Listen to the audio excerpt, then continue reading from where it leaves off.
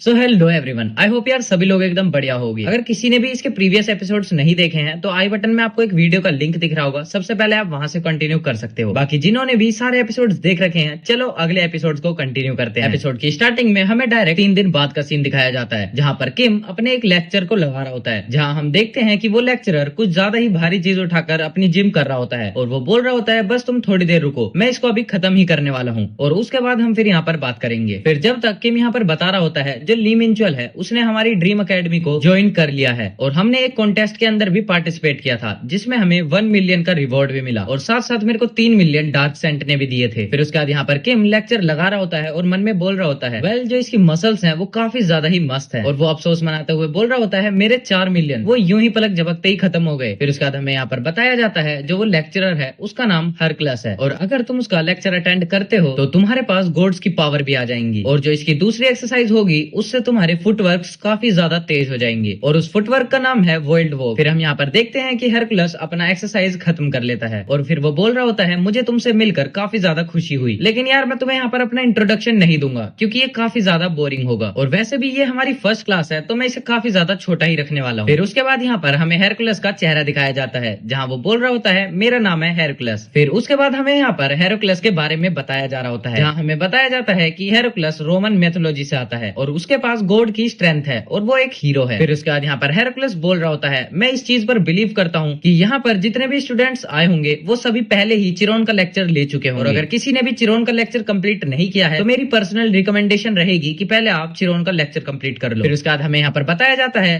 जो ये हेरकुलस है वो चिरोन का अप्रेंटिस है। फिर उसके बाद यहाँ पर हेरकुलस बोल रहा होता है अगर तुम्हें यहाँ पर कॉम्बैट फाइटिंग के लिए सब कुछ करना है अपनी फिजिक के ऊपर काफी ज्यादा ध्यान देना होगा, और कॉम्बैट फाइट के अंदर तुम्हारे रिफ्लेक्स, स्ट्रेंथ, स्पीड ये सभी चीज आती है, और मैं तुम्हें यहाँ पर सबसे पहले स्ट्रेंथ के बारे में सिखाना चाहता हूँ कि तुम अपनी स्ट्रेंथ से मसल्स को काफी अच्छे से ग्रो कर सको। और मुझे यहाँ पर ये भी पता है कि ज्यादातर लोग यही सोचते होंगे अगर वो बड़े हो जाएंगे तो उनकी जो स्पीड है वो काफी ज्यादा ही कम हो जाएगी, लेकिन ये बात पूरी तरीके से सच नहीं है। फिर उसके बाद हम यहाँ पर देखते हैं हेरकुलस का एक ओपी सलून, जिसमें हम देख पा रहे होते हैं कि हेरकुलस की आंख से लेकर सारी बॉडी पार्ट्स उसके बाहर से बिजली आने लगती है, और फिर जो स्ट्रेंथ है, स्पीड है, रिफ्लेक्सेस, और यहाँ पर हम देखते हैं कि वो सभी मसल से ही आ रहे होते हैं। और यहाँ पर इतना देखकर किम भी काफी ज्यादा शॉक हो जाता है और फिर वो मन में बोल रहा होता है कि मैंने अभी इनकी सिर्फ थोड़ी सी स्ट्रेंथ देखी, लेकिन जो इनके मसल्स हैं वो तो काफी ज्यादा ही बड़े होते जा रहे हैं, जहाँ हमें दिखाया जा रहा होता है कि जो हेरकुलस की मसल्स हैं वो हर तरफ से बढ़ चुकी हैं। और फिर यहाँ पर हेरकुलस बोल रहा होता है तो चलो अब तुम देखो और सिर्फ सीखो। फिर उसके बाद हम यहाँ पर देखते हैं जो हेरकुलस है वो एक लाइट की स्पीड से भागने लगता है और वो बोल रहा होता है देखो इसे बोलते हैं लाइटनिंग स्पीड, और यहाँ पर फिर वो काफी ज्यादा ऊंचा जंप भी मारता है। हाँ, वो बता रहा होता है कि तुम अपने लोअर लिम्स की मसल्स की वजह से तुम अच्छी जंप लगाने के लिए इसका यूज कर सकते हो। उसके बाद हम यहाँ पर देखते हैं जैसे ही हेरकुलस जमीन पर उतरता है, जहाँ उसका इम्पैक्ट काफी ज्यादा ही पावरफुल होता है, जिस कारण जो जमीन होती है वो पूरी टूट जाती है, और फिर वो बोल रहा होता है जो अपर लिम्स है वो भी यहाँ पर काफी ज्यादा काम आते हैं। और यहाँ पर हेरकुलस बता रहा होता है जो तुम्हारे रिफ्लेक्सेस हैं तुम्हें उन्हें स्ट्रिक्टली पास करना होगा, और तुम अपनी बॉडी को इतना ज्यादा स्ट्रॉन्ग बनाओ कि जिससे तुम्हारा स्टेमिना कभी भी खत्म ना हो। और यहाँ पर मैं तुम्हें बता दूं ये सभी किसी और चीज से नहीं बल्कि तुम्हारी मसल से ही आएंगे। जहाँ फिर हेरकुलस की बॉडी से जो चमक आ रही होती है उसकी वजह से तो यहाँ पर किम भी कुछ नहीं देख पा रहा होता। और उसके बाद यहाँ पर हेरकुलस बोलता है कि अब तुमने देखा ना कि मैंने ये सब कैसे किया, अगर तुम्हें भी इतने ज्यादा फास्ट रिफ्लेक्सेस चाहिए और इतनी ज्यादा स्पीड चाहिए तो सबसे पहले तुम्हें अपनी स्ट्रेंथ को बढ़ाना होगा, और यहाँ पर जो स्ट्रॉन्ग बनने की सबसे बेसिक नीड है वो भी स्ट्रेंथ ही है। और यहाँ पर किम अपने मन में ही बोल रहा होता है क्या मैं कभी भी इनकी तरह बन पाऊंगा। फिर उसके बाद यहाँ पर देखते हैं कि किम के पास एक नोटिफिकेशन आता है जहाँ वो बता रहा होता है कि जो तुम्हारा डेली मिशन है वो यहाँ पर आने वाला है। फिर यहाँ पर तुरंत ही उसका डेली मिशन भी आ जाता है, जिसमें 30 kilometre running, 1000 squats, 300 pushups, 300 sit-ups और 150 पुलअप्स होती हैं। फिर उसके बाद यहाँ पर किम बोल रहा होता है कि मैं यहाँ पर काफी ज्यादा टेंशन ले रहा था कि इसका डेली मिशन कैसा होता होगा, लेकिन अगर मैं इसको कंपेयर करूं तो ये एक तरीके से चिरोन के लेक्चर की तरह ही है। फिर उसके बाद हम यहाँ पर देखते हैं कि मिशंस के नीचे एक नोट लिखा होता है जिसमें लिखा होता है कि स्टूडेंट्स को अपनी कंडीशन के अकॉर्डिंग 1 टन उठाकर इन सभी एक्सरसाइज को करना होगा। और जैसे ही किम इस चीज को पढ़ता है वो काफी ज्यादा शौक होकर बोलता है क्या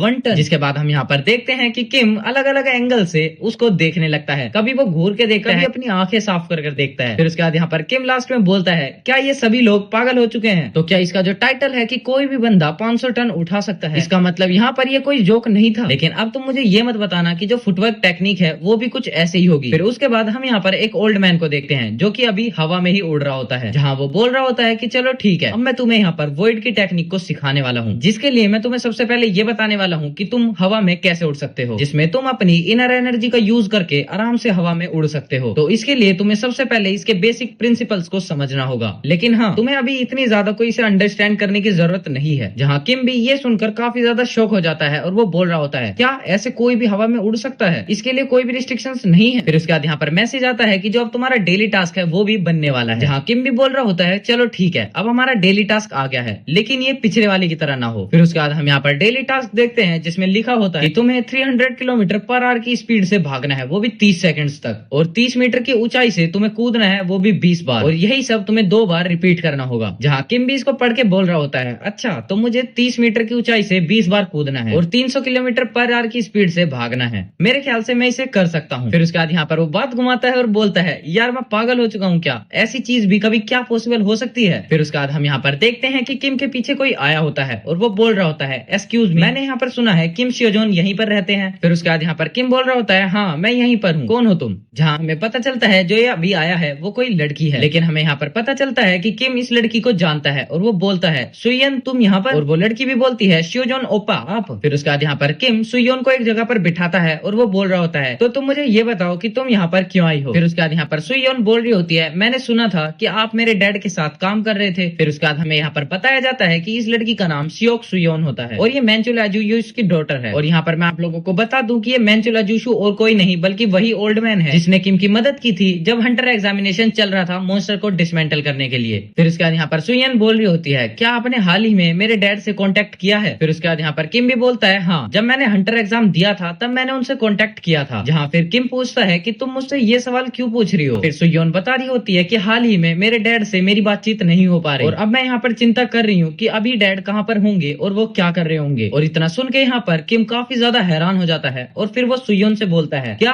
तुम अभी कॉन्टेक्ट नहीं कर पा रही हो? तो पहले तुम मुझे ये बताओ कि तुम्हारा कॉन्टेक्ट कब से नहीं हुआ है? फिर उसके बाद यहाँ पर सुयोन बता रही होती है कि मेरा कल से उनसे कोई भी कॉन्टेक्ट नहीं हो पा रहा और तभी मेरी उनसे लास्ट बात हुई थी। फिर उसके बाद यहाँ पर किम बोल रहा होता है, अच्छा तो ये कल की ही बात है, तो फिर तुम्हें ज्यादा टेंशन लेने की जरूरत नहीं है। मेरे ख्याल से उन्होंने ज्यादा ड्रिंक कर ली होगी और वो इधर उधर कहीं पड़े होंगे और आखिरकार उन्होंने पहले भी तो ऐसा किया हुआ है। और यहाँ पर सुयोन भी बोलती है कि हाँ मैं भी यही होप करती हूँ। लेकिन किम यहाँ पर देखता है कि सुयोन अभी भी काफी ज्यादा डिप्रेस्ड लग रही होती है। जहाँ फिर किम पूछता है कि क्या हुआ, तुम्हें कुछ हुआ है क्या? लेकिन इतना देखने के बाद यहाँ पर किम भी पूछता है, तुम्हें कुछ हुआ है क्या? जहाँ फिर सुयोन बता रही होती है कि हाँ मेरा कल ही मेरे डैड के साथ झगड़ा हुआ था। जिसे सुनकर किम भी शॉक हो जाता है और वो बोलता है, क्या झगड़ा? और वो पूछता है किस लिए? फिर उसके बाद सुयोन बताती है कि मैंने अपने डैड से कहा था कि मैं प्रो हंटर बनना चाहती हूँ। जितना सुनने के बाद फिर किम बोलता है, वैसे तुम्हारे पास तो कोई भी नेचुरल पावर्स भी नहीं तो आखिरकार तुम प्रो हंटर कैसे बनोगी? क्या तुम टेक्नोलॉजी का यूज करने वाली हो? जहाँ फिर सुयोन बता रही होती है कि नहीं, मेरी पावर मुझे मिल चुकी है। मेरे ख्याल से ये मुझे 1 महीने पहले ही मिल गई थी और इसीलिए ही मैंने अपने डैड से भी कहा था कि मैं हंटर अकेडमी जाना चाहती हूँ, ना कि कॉलेज। और फिर जितना सुनने के बाद मेरे डैड ने भी सीधा मना कर दिया। अगर तुम्हें भी मेरे डैड के बारे में कुछ भी नहीं पता तो मुझे भी ऐसा ही कुछ लगता है कि उन्होंने ज्यादा ड्रिंक कर ली होगी और वो अभी कहीं पड़े होंगे। फिर उसके बाद यहाँ पर किम भी मन में सोचने लगता है कि मैं इस बारे में सोच सकता हूँ, क्योंकि अब तुम हंटर बन के थोड़ा काम करके भी बहुत ज्यादा पैसे कमा सकते हो, जितना कि तुम कोऑपरेशन का वर्क करके भी नहीं कमा सकते। और वैसे भी मैं ये समझ रहा हूँ कि जो शियोन है वो हंटर वर्क क्यों करना चाहती है, ताकि वो यहाँ पे अपने डैड की हेल्प कर सके। और आखिरकार जो पेरेंट्स हैं वो तो पेरेंट्स ही रहेंगे, वो अपने बच्चों की जान को ऐसे जोखिम में तो नहीं डालेंगे। और मेरे को ऐसा लगता है कि अजूशु ने भी काफी ज्यादा अफवाहें सुनी होंगी हंटर्स के बारे में कि उनकी जान को कितना ज्यादा खतरा रहता है, और मेरे ख्याल से उसने ऐसा इसीलिए सोचा होगा कि नहीं, ये आइडिया बिल्कुल भी ठीक नहीं रहेगा। फिर उसके बाद यहाँ पर सुयोन जाने लगती है और फिर किम भी उसे बाहर तक छोड़ने आया होता है, जहाँ वो बोलता है कि तुम्हें किसी भी चीज की जरूरत पड़े या जो भी कुछ अपडेट मिले मुझे जरूर से फोन करके बता देना। और फिर यहाँ पर सुयोन भी बोलती है, ठीक है आपका शुक्रिया, अगर मुझे कुछ भी पता चलता है तो मैं बता दूंगी। और इतना बोलने के बाद यहाँ से सुयोन जाने लगती है। और फिर यहाँ से जैसे ही सुयोन बाहर निकलती है किम तुरंत ही अजूशु को फोन लगाने लगता है, लेकिन वो देखता है कई बार डायल करने के बाद भी अजूशु की कॉल का कोई रिप्लाई नहीं आ रहा होता। जहाँ किम भी अब सोचने लगता है आखिरकार इस ओल्ड मैन को क्या हुआ है, ये मेरे कॉल का जवाब क्यों नहीं दे रहा। और फिर यहाँ पर किम भी सोचने लगता है चलो यार छोड़ो, वैसे भी इसका कोई ये फर्स्ट टाइम तो नहीं है, क्या पता वो बाद में आ ही जाए। लेकिन मैं यहाँ पर दिल दिल से उम्मीद करता हूँ कि कोई भी ज्यादा खास प्रॉब्लम ना हुई हो। फिर उसके बाद यहाँ पर हमारा सीन शिफ्ट होता है, जहाँ पर कोई बोल रहा होता है, मेरे ख्याल से जो इविल स्टार हैं उन्होंने इस चीज को नोटिस कर लिया है, जहाँ हम देख सकते हैं कि एक पर्सन खालिया को ये सब बता रहा होता है और जिसके जवाब में खालिया बोल रही होती है, अच्छा इविल स्टार और डार्क साइड। तो आखिरकार फिर शियोजोन का क्या हुआ, जहाँ फिर वो बंदा बोल रहा होता है, अभी तक हम किम को लोकेट नहीं कर पाए हैं। जितना सुनने के बाद यहाँ पर खालिया भी टेंशन में आने लगती है और वो बोलने लगती है, आखिरकार अब मैं यहाँ पर क्या करूँ। फिर उसके बाद यहाँ पर खालिया पीछे मुड़ती है और बोलने लगती है, हम ये बिल्कुल भी रिवील नहीं होने दे सकते कि जो 10 स्टार डंजन था वो आखिरकार ब्रेक कैसे हुआ था, और जैसा कि अभी तक हमारा प्लान था अभी उसी के हिसाब से ही आगे चलो। फिर उसके बाद हमारा सीन शिफ्ट होता है किम पर, जहाँ वो बोल रहा होता है, यार अगर मुझे ऐसा पता ही होता तो मैं कभी भी अपने मॉन्स्टर्स के क्रॉप को नहीं बेचता, लेकिन ये मेरे लिए काफी ज्यादा अच्छी बात है कि मैंने इस किविश को बाय कर लिया था और मेरे को कभी भी ऐसा नहीं लगा था कि मैं इस तरीके से इस किविश का यूज करने वाला हूँ। फिर उसके बाद हम यहाँ पर देख पाते हैं कि जो किम है उसने उसको पूरा 1 टन तक भर लिया होता है और उसको फिर उठाने की कोशिश करने लगता है, लेकिन हम यहाँ पर देखते हैं कि किम इसे काफी ज्यादा मुश्किल के साथ ही उठा रहा होता है और फिर इतना करते ही वो बोलने लगता है, क्या बात है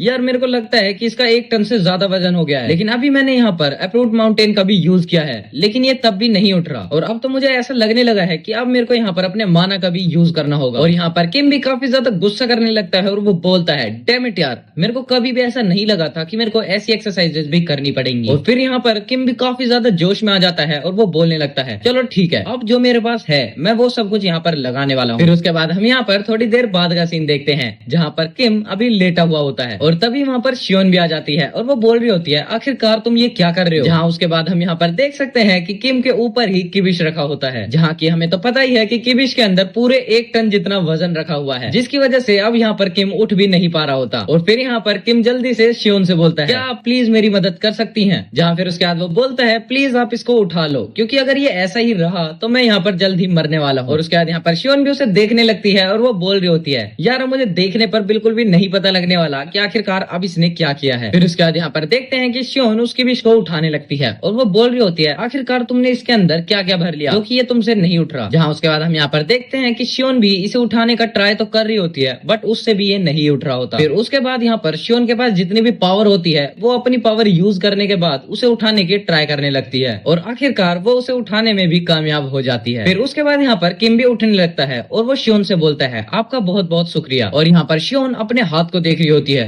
जो कि अभी भी काफी ज्यादा कांप रहा होता है, जिसे देखने के बाद तो वो भी काफी ज्यादा शॉक हो जाती है। और यहाँ पर फिर किम बोलने लगता है, क्या बात है यार, अभी तो मुझे ये लगने वाला था कि मैं यहीं पर मर जाऊंगा। और वो शियोन को बोलता है कि आपका बहुत बहुत शुक्रिया, अगर आप यहाँ पर नहीं आती तो मैं अब तक मर चुका होता। फिर उसके बाद यहाँ पर किम शियोन से बोलता है, मिस शियोन क्या आपको पता है कि इस बिल्डिंग की एटलीस्ट हाइट कितनी होगी। फिर उसके बाद यहाँ पर शियोन बोल रही होती है कि ये बिल्डिंग 5 फ्लोर की है, तो मेरे अकॉर्डिंग ये 15 मीटर तो होनी चाहिए। जिसे सुनने के बाद यहाँ पर किम बोलता है, अरे यार 15 मीटर तो काफी नहीं रहेगी। फिर उसके बाद यहाँ पर शियोन किम से बोल रही होती है, आखिरकार तुमने अभी ये सवाल मेरे से क्यों पूछा। उसके बाद यहाँ पर किम बोलता है, ज्यादा तो कुछ नहीं, बस मुझे ऊपर से कूदना है। हाँ मतलब मुझे ऊपर से कूदना है। जितना सुनने के बाद यहाँ पर शियोन काफी ज्यादा शॉक हो जाती है और वो बोल रही होती है, क्या तुम्हें ऊपर से कूदना है। और अभी भी यहाँ पर किम यही बोल रहा होता है, 15 मीटर तो इनफ नहीं रहेगा, लेकिन मेरी अभी ये कंडीशन भी नहीं है कि मैं 30 मीटर से कूद पाऊँ। और इतना बोलने के बाद वो शियोन से बोलता है, ठीक है शियोन, मैं एक बार ना चेक करके आता हूँ। जहाँ उसके बाद हम देखते हैं कि वहाँ से किम गायब हो चुका होता है और शियोन को कुछ भी समझ में नहीं आ रहा होता। और फिर थोड़ी देर बाद हमें काफी ज्यादा तेज आवाज सुनाई देती है, जहाँ हमें पता चलता है कि ये कुछ और नहीं हुआ बल्कि किम ही ऊपर से कूदा है। जहाँ फिर वो बोल रहा होता है, वाह ये तो काफी ज्यादा क्रेजी है, चलो मैं एक बार दोबारा ट्राई करता हूँ। और हम देखते हैं कि वहाँ पर किम दोबारा से कूद जाता है, जिसे देखने के बाद शियोन बोल रही होती है,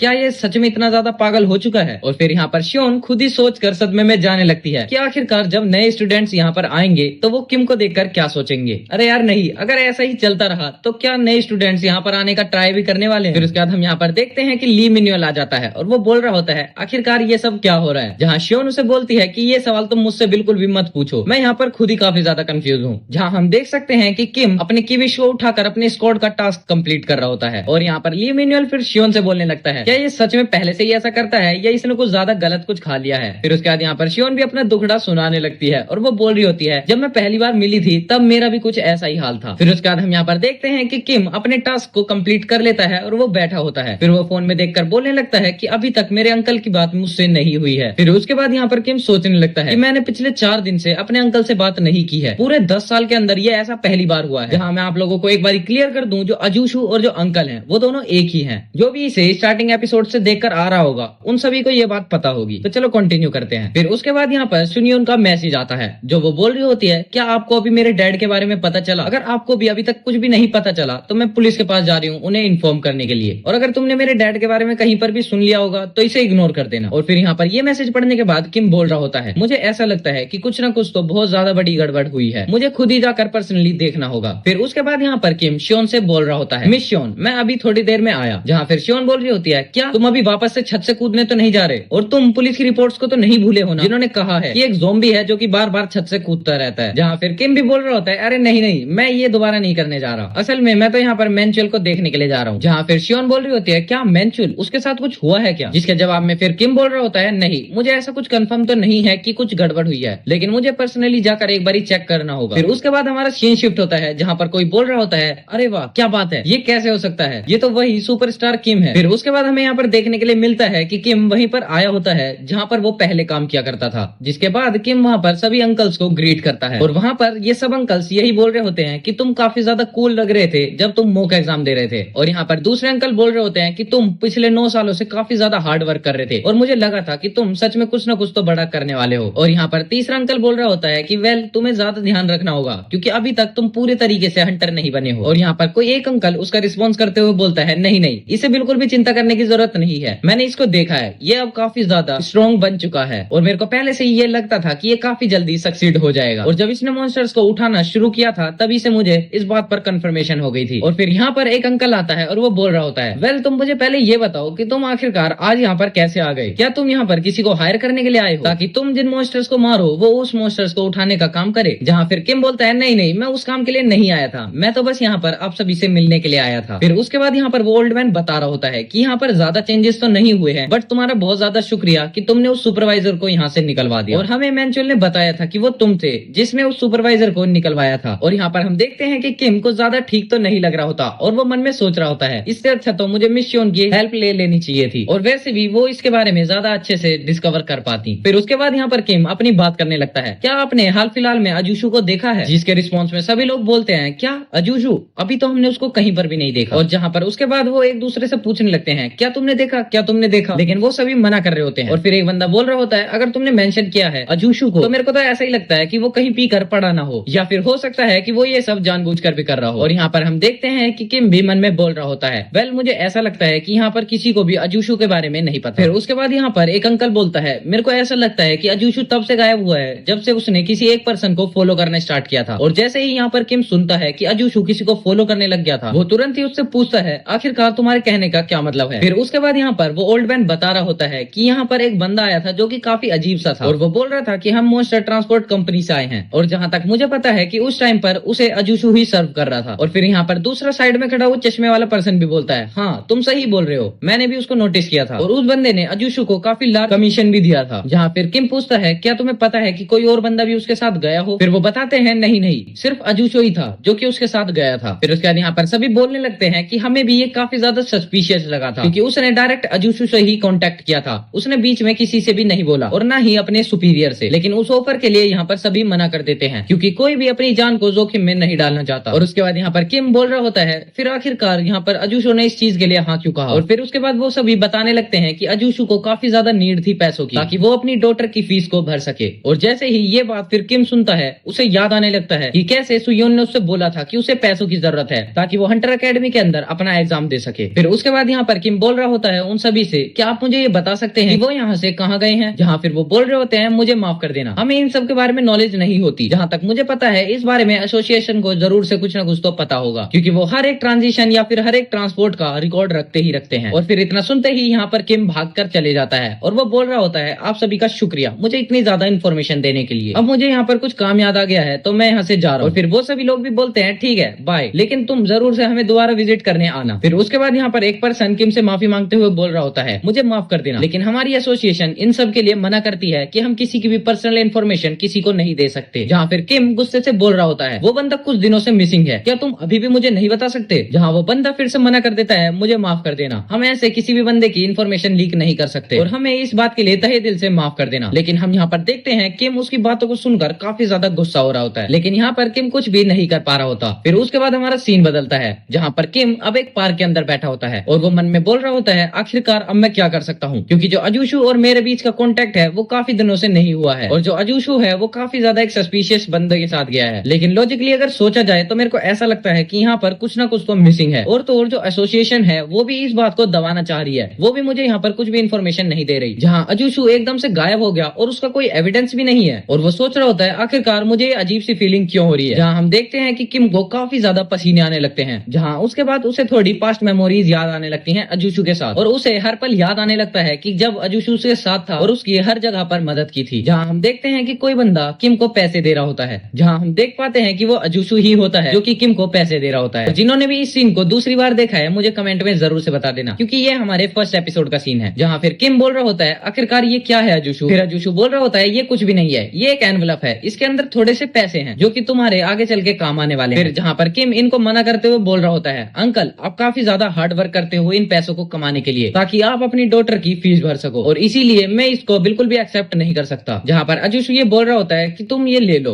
तुम्हें अडल्ट की बातों को मानना चाहिए और जब भी तुम्हें कोई अडल्ट कोई चीज दे तो तुम्हें वो चुपचाप रख लेनी चाहिए और मेरे को ऐसा भी लगता है कि तुम इसकी मदद से काफी जल्द ठीक भी हो जाओगे। यहाँ पर फिर अजूशु बोल रहा होता है कि अगर बात पैसों की ही है तो मैं इसे दोबारा से कमा लूंगा, तुम्हें चिंता करने की बिल्कुल भी जरूरत नहीं है। फिर उसके बाद यहाँ पर किम बता रहा होता है जब मैंने अपने 9 साल की सेविंग्स को खो दिया था तब ये ओल्ड मैन ही था जो कि मेरे साथ हर कदम पर खड़ा रहा था। जहाँ फिर वो उसके बाद ओल्ड मैन को थैंक यू बोलता है और वो सोचने लगता है मेरे को ओल्ड मैन ने अपने पैसे यूं ही दे दिए। जहाँ फिर किम बता रहा होता है जो ये 3000 येन मेरे को मिले थे ये वही थे जिससे मैंने ट्रांजिशन एकेडमी का फ्री पास खरीदा था और आज मैं उन्हीं पैसों के कारण इतना ज्यादा स्ट्रॉन्ग बन सका हूँ, तो इसी वजह से मैं ऐसे हाथ पर हाथ रखकर तो नहीं बैठ सकता। फिर उसके बाद यहाँ पर किम उठता है और वो शियोन को फोन करता है। जहाँ वो बोलता है कि मिस शियोन मुझे आपकी हेल्प चाहिए, क्या मुझे स्वॉर्ड सैंड से तुम अभी के अभी मिला सकती हो। जहाँ फिर हम थोड़ी देर बाद का सीन देखते हैं जहाँ पर स्वॉर्ड सैंड और किम आमने सामने खड़े होते हैं। जहाँ फिर स्वॉर्ड सैंड किम से बोल रहे होते हैं हाँ मैंने सिचुएशन के बारे में तो सुना है, चलो ठीक है अब तुम मुझे ये बताओ क्या तुम्हें मेरी हेल्प चाहिए। लेकिन हम यहाँ पर देखते हैं कि किम उसकी हेल्प लेने के लिए उसके मुंह पर ही मना कर देता है और यहाँ पर किम फिर स्वॉर्ड सैंड को डुअल में चैलेंज कर देता है और इसी सस्पेंस के साथ ये वाला एपिसोड भी यहीं पर खत्म होता है। अब आप लोगों को ये एक्सप्लेनेशन कैसी लगी मुझे कमेंट में जरूर से बता देना, अगर अच्छी लगी हो तो एक लाइक भी कर देना। अब जो इसका नेक्स्ट एपिसोड है वो कल आ जाएगा, तब तक के लिए जो भी चैनल पर नया है वो सब्सक्राइब करके रख सकता है। So thank you so much for watching, तब तक के लिए टेक केयर, गुड बाय।